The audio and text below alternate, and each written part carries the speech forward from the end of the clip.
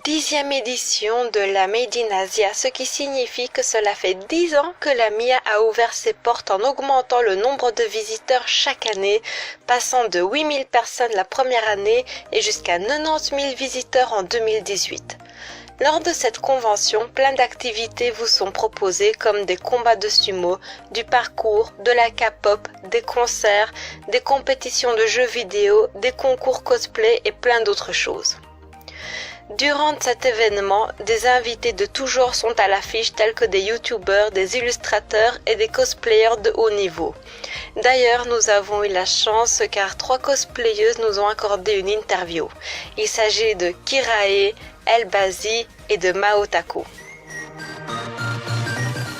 Alors bonjour, donc je m'appelle Kirae, je suis cosplayeuse française. Ça fait maintenant 16-17 ans que je fais du cosplay. Et là je suis de Paris mais je viens de Bretagne. Alors je fais un truc qui n'a rien à voir avec le créatif, en fait je suis toxicologue. Donc c'est à l'opposé total du créatif et du coup ça permet de compenser un petit peu. Oui, alors je viens de France, j'habite dans les Alpes, près de Chambéry. Et alors j'ai 28 ans, voilà, je suis la plus jeune des 4 invités. C'est la première fois que ça m'arrive, d'habitude on m'appelle Mamisa. Alors dans la vraie vie, je suis je suis prof en fait avec des tout petits enfants, donc ça peut aller de 3 à 12 ans à peu près. Voilà, donc évidemment ils ne savent pas du tout que je fais du cosplay, mais c'est super fun, c'est un métier où j'utilise mes compétences de cosplayeuse parce que surtout en maternelle, on crée beaucoup avec les enfants, donc peinture, tout ça, improvisation avec les matériaux, voilà, ça me sert beaucoup. Bonjour tout le monde, donc moi c'est Mao Taku, je suis une cosplayeuse venant de Paris depuis maintenant 8 ans et j'ai 22 ans. Alors quand je suis pas cosplayeuse, je reste dans le même domaine parce que je suis costumière habilleuse. Alors j'y vais beaucoup par moi-même parce que j'aime bien la compétition, j'aime bien faire les concours, voilà, donc j'essaye d'aller à quelques conventions par an. Je peux pas y aller à de trop nombreuses parce qu'au niveau temps, au niveau préparation de costumes, ça demande énormément de temps. J'ai eu la chance d'être invitée à quelques conventions, en plus ici aussi. Et c'est super agréable, on a le temps de voir les gens, de discuter avec eux et tout, et ça c'est super cool. Comme j'ai dit, j'habite dans les Alpes, donc au fin fond de nulle part, donc pour moi c'est très loin. Toutes les conventions sont loin en fait, même la plus proche de chez moi est à plus d'1 heure de chez moi. Donc j'essaye de sortir un maximum. Mais voilà, je fais surtout les conventions Suisse, Rhône-Alpes, c'est la première fois que je viens en Belgique et je suis tellement contente. J'en ai fait beaucoup quand j'ai commencé le cosplay, maintenant c'est vrai que j'en fais un petit peu moins.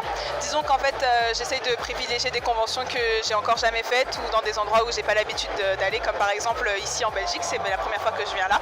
Et donc voilà, j'en fais un petit peu moins et j'essaye d'en faire des plus diversifiés, mais j'en fais toujours. Alors c'est un personnage, c'est un peu obscur, donc ça vient de Warhammer, donc en fait à la base c'est un JDR, un jeu de rôle, mais à l'ancienne avec des livres de règles et tout ça, qui se fait autour d'une table, et donc il y a eu Warhammer classique, il y a Warhammer 40K qui est dans le futur, et dans le futur il y a un arc qui s'appelle Rogue Trader, et ça part de marchands sur des vaisseaux spatiaux marchands. Et Aspis, mon personnage, est un commandant d'un de ces bateaux. Oui, alors je suis cosplayée en Crystal Maiden de Dota 2. Donc c'est un MOBA un petit peu comme LOL, mais en mieux. Venez jouer sur Dota. Il y a très peu de joueurs de Dota en France, en Belgique, dans l'Europe de l'Ouest. Et c'est un jeu super bien. Et donc mon personnage c'est un support et je joue quasiment que support en fait, c'est-à-dire j'aide les autres, je les soigne, voilà, tout ça, j'adore ça. Les gens se plaignent beaucoup de mon jeu parce que voilà, mais je fais de mon mieux, je suis pas très bonne. J'adore ce jeu, j'ai fait quasiment que des cosplays de ce jeu, mais je suis pas très bonne, c'est comme ça. Alors mon personnage c'est Priscilla dans le jeu The Witcher 3. C'est une barde qu'on rencontre une fois quand on va dans un bar et qui du coup joue une très belle chanson et voilà. Alors celui-là j'ai dû le faire à peu près en 5-6 mois. Alors comme à chaque fois en fait je commence quand j'ai envie. le week-end, un peu des fois le soir, et plus la date limite approche, plus c'est le rush et ça va être tous les soirs. Donc je suis pas encore super bien organisée, même au bout de 17 ans quoi. Alors ce costume-là, c'est l'un des plus petits que j'ai. Je suis habituée à faire des grosses armures qui me prennent des centaines et des centaines d'heures à faire.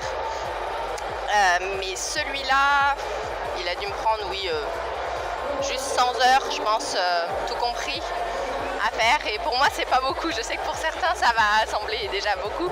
Mais j'adore tous les petits détails et prendre du temps pour que tout ressemble à ce que je veux. Et du coup, ça prend forcément beaucoup de temps.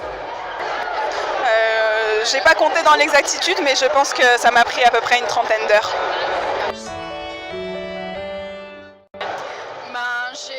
J'étais allée à une convention en tant que visiteuse et il y avait un cosplay sur scène et je me suis dit qu'ils avaient l'air de bien s'amuser.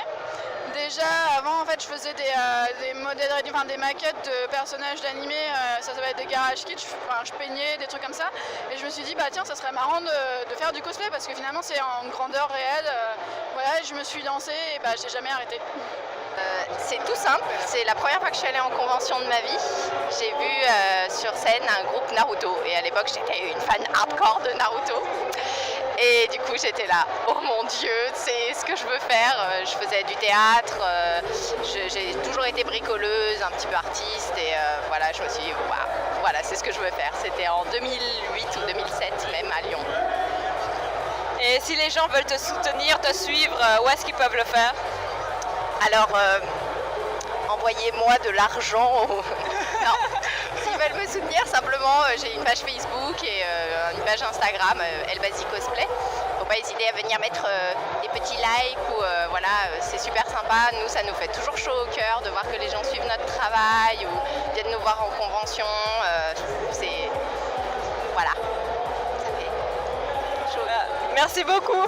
Merci à toi. J'ai commencé à faire des conventions quand j'étais au collège, j'avais à peu près 13 ans. Et le fait de voir tout le monde sur internet qui s'habille comme ses personnages préférés, ça m'a tout de suite fait kiffer et j'ai voulu faire pareil. Donc pour ma première convention, j'ai acheté un costume que j'ai porté. Et puis après avec le temps, j'ai découvert que en fait, beaucoup de cosplayers faisaient eux-mêmes leurs costumes. J'ai essayé moi aussi et à force de persévérer, je me suis mise à adorer ça et voilà où j'en suis aujourd'hui. Et pendant toutes ces années de travail dans le cosplay, qu'est-ce que ça t'a apporté?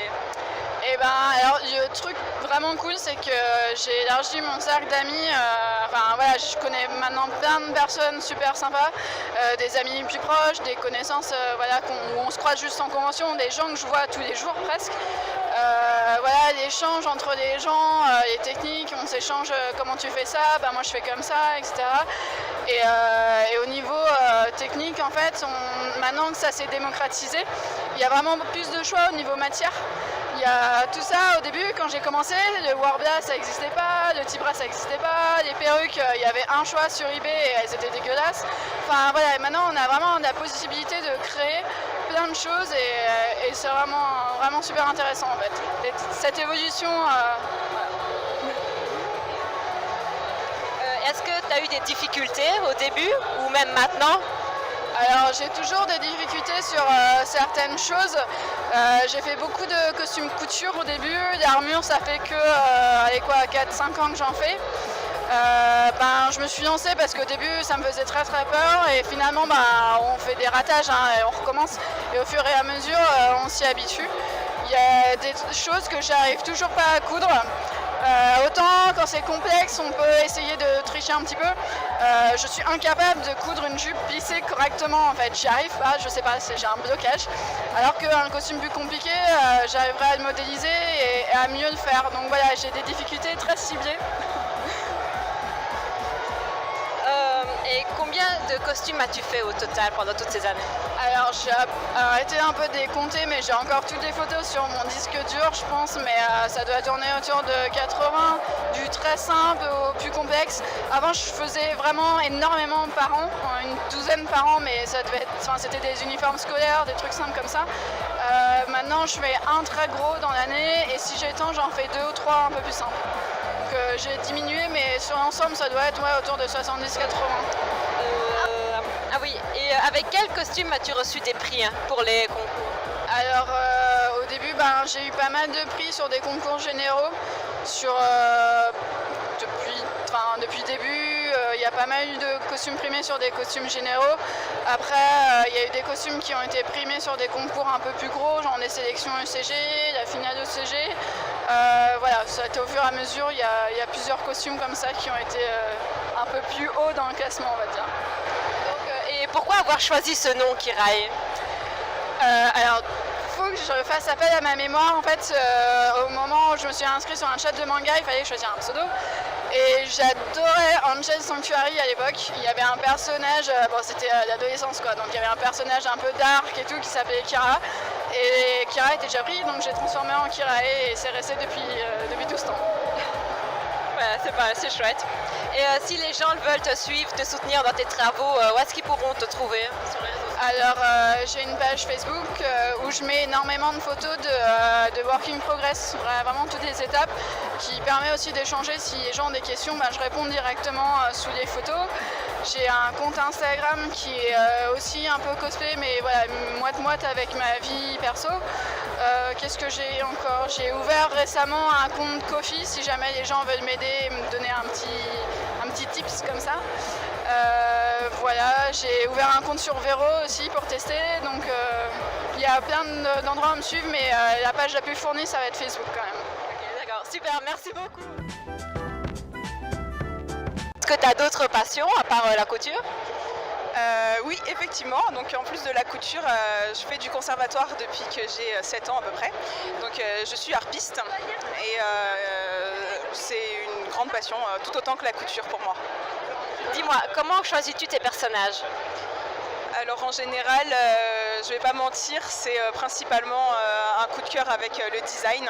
C'est-à-dire que je pense que je vais me faire taper sur les doigts par beaucoup de vrais cosplayers, mais ça m'arrive souvent de faire des personnages que je ne connais pas, par exemple, mais dont j'adore le design, la tenue, ou alors j'ai envie de la réaliser. Principalement, je me base vraiment sur le visuel du personnage avant le caractère. Énormément de cosplay en tissu. Est-ce que tu fais aussi en armure? Oui, je fais aussi quelques cosplays en armure, bien que la couture c'est vraiment ce qui m'intéresse le plus, mais j'aime aussi un peu toucher à tout et varier les plaisirs surtout. Donc c'est vrai que ça m'arrive souvent de faire ce qu'on va appeler du craft quand c'est pas la couture, mais étant donné que c'est pas la partie qui m'intéresse le plus, j'essaye en général de faire des cosplays couture avec une petite partie craft, comme par exemple une arme ou un accessoire, plutôt que de vraiment faire que des cosplays armure. Mais j'ai quand même fait quelques cosplays quasiment 100% armure, comme par exemple l'année dernière j'ai fait une version armure de Sailor Jupiter dans Sailor Moon, et j'ai aussi fait un costume de Valkyrie avec quelques pièces d'armure, etc. Et là en ce moment je travaille sur une version armure d'un sécateur dans Pokémon. Sur Facebook, tu as annoncé que tu vas ralentir le cosplay. Est-ce que tu peux nous expliquer pourquoi? Je suis très passionnée par le cosplay, à tel point que ça prend vraiment une partie de ma vie vraiment très importante. C'est-à-dire que j'ai peu de temps pour faire d'autres choses à côté.